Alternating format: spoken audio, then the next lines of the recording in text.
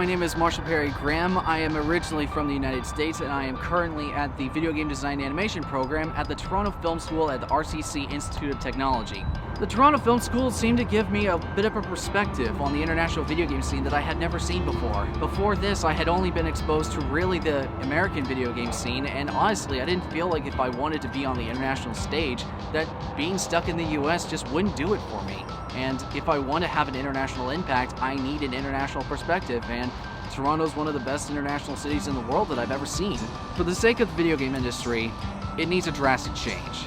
And I don't want to sound completely arrogant or boastful, but I feel like I'm the guy that can do that. When it comes to video games, there's a massive evolution that needs to take place. Everyone talks about how video games are the next art form, how they can be the next great medium and stuff like that. We haven't had a Citizen Kane of video games yet.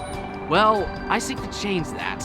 And whether or not the video game industry likes it, if I have to drag it kicking and screaming in chains, I'm gonna make it evolve, one way or another.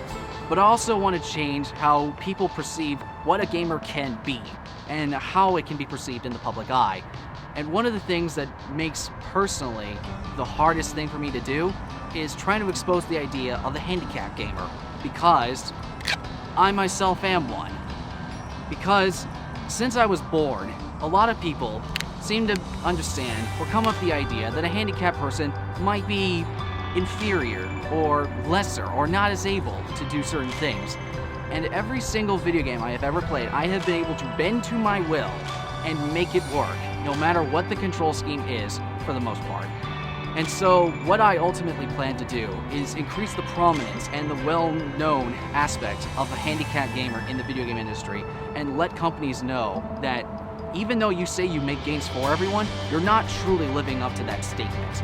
And even just having a simple alternate control scheme, or something that would allow the players, say if they're paraplegic or suffer from autism, or something, a different disability of any kind, that video games can be a medium for good, and it can be something that is wholesome, and it can do something great for someone's life. If I had to give one piece of advice to anyone who potentially listens to me, I would have to say, learn and expand your knowledge on everything.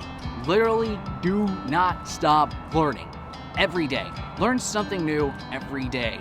Anything at all. It doesn't matter what. Just keep learning something. And always be on the lookout for something that maybe, even in territories that you might not be comfortable with, don't be afraid of it. As soon as you're afraid of it, that lessens your potential. You need to go into this without fear, and you shouldn't feel fear. There's nothing wrong with expanding your horizons into something new. As long as you are learning something every day and have that drive to learn and drive to understand things, even if you personally don't agree with it, that's essential in order to become a better creator.